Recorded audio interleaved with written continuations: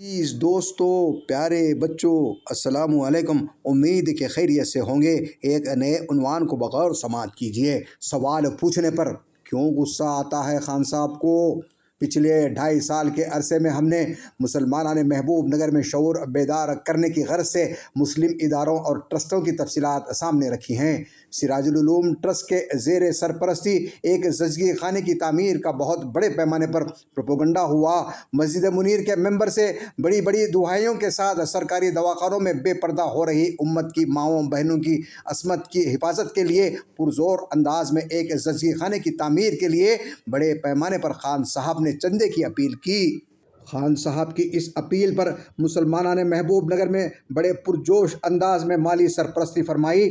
بڑی بڑی نقد رقمیں، ایک بڑی خطہ زمین دردمند مسلمانان محبوب نگر نے خان صاحب کے ہاتھ پر رکھی اور ہماری خواتین ماؤں اور بہنوں نے اپنے زیور دیے۔ اس کے علاوہ محبوب نگر سے وابستہ جو عرب قبیلے عرب ملکوں میں مقیم ہیں، انہوں نے بڑی خطیر رقمیں اس نیک کام کے لیے پیش کی۔ اس کی جلد تعمیر و تکمیل کے لیے سراج العلوم اور بنات کے بچے اور بچیوں، بڑوں اور بزرگوں سے دعائیں کرائیں، لیکن افسوس کہ آج تک یہ زچگی خانہ نہیں بن سکا۔ جن معصوم بچیوں نے اپنے ننھے ننھے ہاتھ اٹھا کر دعائیں کی تھیں، وہ مائیں اور نانیاں بن گئیں، لیکن وہ زچگی خانہ تعمیر نہ ہو سکا۔ کیا یہ معصوم بچیوں کی دعائیں اللہ کے پاس قبول نہ ہو سکی؟ معاذ اللہ! یا پھر یہ زچگی خانے کا پروجیکٹ دھوکے کی ٹڈی کے سوا کچھ نہ تھا؟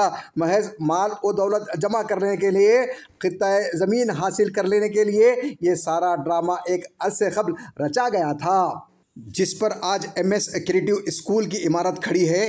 دھوکہ دے کر، مال و زر کا غبن کمی و زیادتی کر کے یہ جو اسکول شروع کیا گیا ہے، کیا یہ خان صاحب کی ذاتی جائیداد ہے؟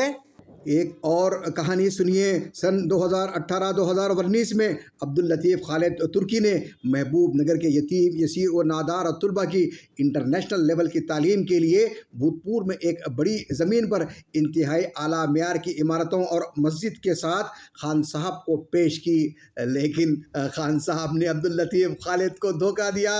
یہاں پر بھی وہی زچگی خانے کی طرح پرانا گیم کھیلا گیا۔ افتتاح کے بعد اس بلڈنگ و مسجد کو بند کر دیا گیا اور فیوچر لیڈر ولیج اسکول کا بورڈ بھی نکال دیا گیا۔ عنقریب اس عمارت پر خان صاحب نئی دکان لگانے والے ہیں۔ یہ عمارت، جس میں تقریباً 1000 طلباء کے رہنے اور پڑھنے کی گنجائش ہے، شروع ہوتے ہی ختم ہو گیا۔ غیر مقامی خان صاحب کو یہ کہاں گوارا ہے کہ محبوب نگر کے یتیم یسیر و نادار طلباء اعلیٰ سطح کی تعلیم حاصل کر سکیں۔ ہر سال اس فیوچر لیڈر ولیج اسکول سے کم 1000 سے زیادہ طلباء اعلیٰ معیاری تعلیم حاصل کر کے باہر نکلتے، تو چند برسوں میں مسلمانان محبوب نگر کے محلوں اور آبادیوں کا نقشہ ہی بدل جاتا۔ ایک مضبوط مسلم معاشرہ وجود میں آنے کے پورے امکانات تھے، لیکن خان صاحب کو اپنی انگریز نما اولاد کے مستقبل اور ان کی عیش کشی کی فکر ہے۔ پہلے زمانے میں ہم سنتے تھے مدرسے کی آمدنیوں میں 60-40 کا حساب ہوتا تھا، لیکن خان صاحب نے ریکارڈ ہی بریک کر دیا۔ وہ پورا کا پورا مال 100% ہضم کر جاتے ہیں۔ مدرسے سراج العلوم میں بمشکل 50-60 بچے زیر تعلیم ہیں، جن کے لیے محبوب نگر کے عوام دل کھول کر بڑے پیمانے پر چندہ، زکوٰۃ، صدقہ و خیرات عنایت کرتے ہیں۔ اس کے علاوہ خان صاحب اور ان کے خاص نمائندے عرب ممالک کا دورہ کر کے بڑی بڑی خطیر رقمیں جمع کرتے ہیں، جن کا کوئی حساب کتاب پیش نہیں کیا جاتا۔ ملک ہو کے بیرون ملک ہر مارکیٹ میں ان 50-60 بچوں کے بہت ساری تصاویریں بتا کر اہل خیر حضرات کو جذباتی کیا جاتا ہے اور ان کی جیبوں سے پیسے نکالے جاتے ہیں۔ پیسے نکالنے کے اس فن میں خان صاحب بڑی مہارت رکھتے ہیں۔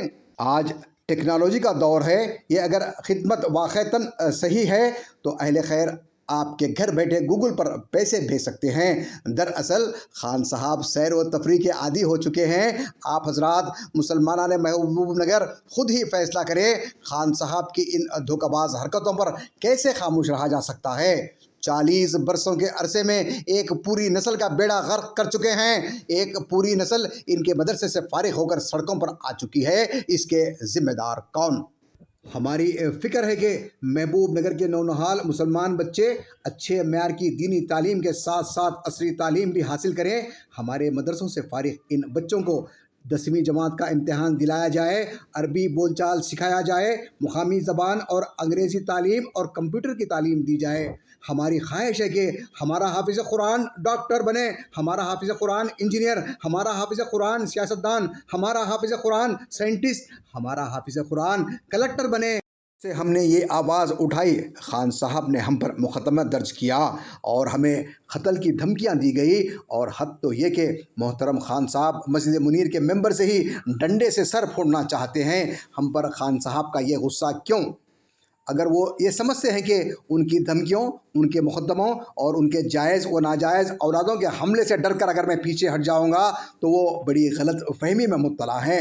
میں ایک قدم بھی پیچھے ہٹنے والا نہیں ہوں جب تک میں اپنے خوابوں کی تکمیل ہوتے ہوئے نہیں رہوں گا، چاہے اس کے لیے مجھے اپنی جان سے گزرنا پڑے۔